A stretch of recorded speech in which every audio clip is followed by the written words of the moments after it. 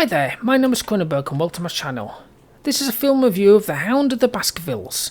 It's a thriller, came out in 1939, it's a PG, an hour and 20 minutes. Amazon is 4.6 out of 5, IMDb is 7.4 out of 10, so I read both. IMDb is Sherlock Holmes and Dr. Watson investigate the legend of a supernatural hound, a beast that may be stalking the young heir on the fog-shrouded moorland that makes up his estate. And Amazon is the quintessential Holmes and Watson, Basil Rathbone and Nigel Bruce, made their debut in this first and arguably the best of 14 movies based on Sir Arthur Conan Doyle tales. So the director is Sidney Landfield, who did Hush Money.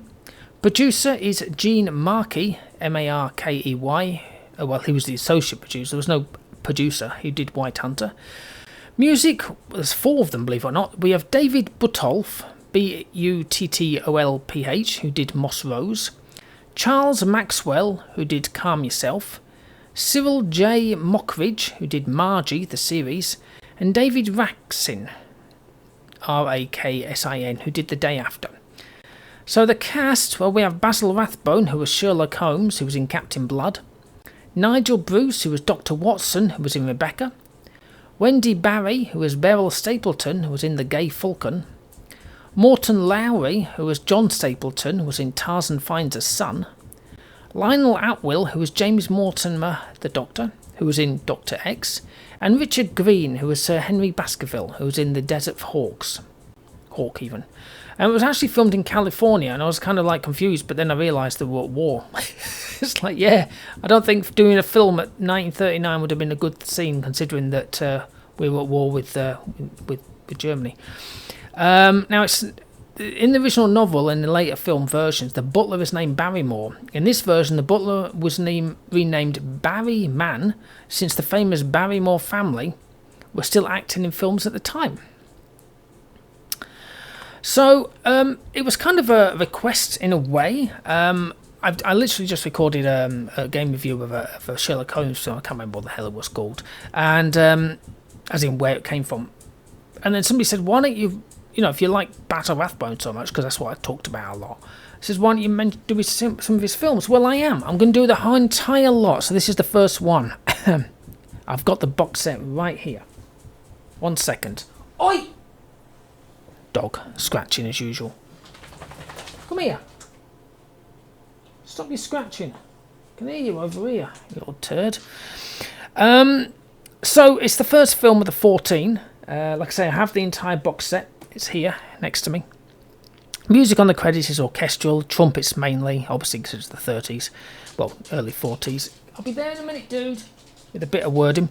It says, 1889, in all England there's no district more dismal than the vast expanse of primitive wasteland, the moors of Dartmoor in Devonshire.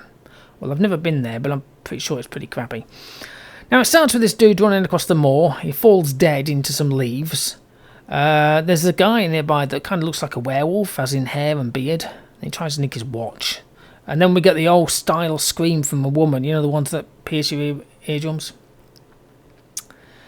Now, Holmes has asked Dr. Watson to use Dr. Mortimer's cane, because he just left his cane there, to deduce who he is. Elementary, of course. This is the first time we actually hear it. And then Watson's a bumbling fellow. It's kind of like chalk and cheese. This is why I like the thing, because Watson's gone like, whoa, whoa, whoa, whoa, whoa, all the time, and Holmes is like, oh, elementary. I can tell by the stick, it's la la la. I can tell by the mud on the side of this. This was made in the...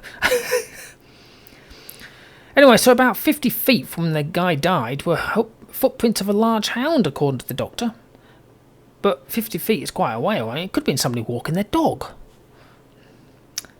So we have a story about the Baskervilles in the 1600s, and it seems that the family members telling his mates at a drinking party, this is in 1600s, that he saw a girl, he calls her a wench, and I took her back to my place, and I locked her upstairs, and I'm pretty sure that's kidnapping, false imprisonment and some other things, but how the laws have changed, eh? Now, I love how Holmes realised something, but doesn't let on. Just said to Henry to go with Watson to his estate, as he has more pressing stuff in London. Misdirection, kind of cool. Now, we're having a tour on the moor. The doctor says those rocks over there are Neolithic houses, and I was like, I saw this each time I've seen this film, and yes, I've seen it quite a few times. And it actually looks like a mini Stonehenge, so I've no idea where the houses come from, but maybe that's what they look like, you know. Maybe that's what Stonehenge is. Maybe they're houses. I've solved it. Years and years and years of research. They've been dicking about there, thinking it's some sort of spiritual thing. No, it's a house. It's a row of houses. It's a suburb. It's a cul-de-sac in this country. Now, if I believe, he says here, Mortimer says, if I believed all the legends, I wouldn't live here. I wouldn't have the courage. It's like, But there's only one legend from what I gathered. A nice leisurely stroll on the moors, dead of night, foggy on the first night, even though they're literally been told that hundreds die on the moors. And then they hear a howling, as both Henry and Watson are kind of crapping themselves, but pretending they're not. It's like, oh, did you hear that? No. Did you? It's like, no, I never heard anything. Yes, let's go a bit faster. It's a bit cold out. Grimping Mire.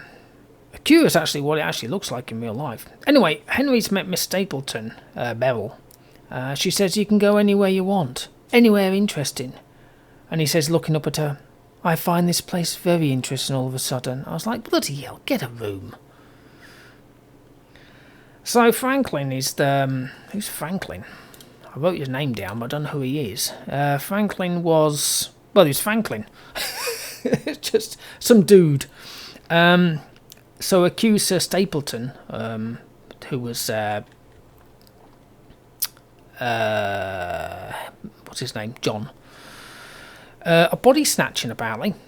And he says, it was a 50,000-year-old skull of a man. And he went, well... you took it without the consent of the next of kin. In British law, that's body snatching. I was like, really? I mean, it might have changed since then. I'm hoping it's changed because the archaeologists must have a bloody...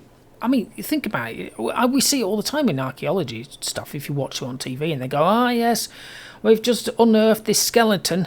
We're going to take it into our... It's like, it's the same thing. I mean, could the next of kin, of which we don't know, say something about it? Well, anyway, it's quite interesting, that. And then Franklin muttered the phrase at the very start of the film, murder! It's murder, I tells you. I love that. At the very beginning, I forgot to mention that. Now, there's a good phrase here, I kind of liked it, and Beryl's like going, I wonder what the primitive people were like, wearing animal skins and eating roots. And then Henry says, but also laughing and dreaming like we all do. And I thought, yeah. We didn't need TVs back then. Well, they didn't have electricity. Now, it's great watching Watson kicking off to Holmes because he hates his fiddle and all this kind of stuff because he has a violin. And then Holmes has just said why so many murders or crimes go unsolved. People always go by the facts, not thinking outside the box. Yeah, I think so.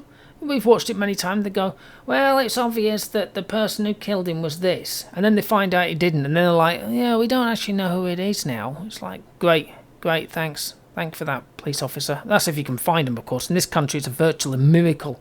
I saw 2 this month. And we're like, what, the 15th of the week or whatever.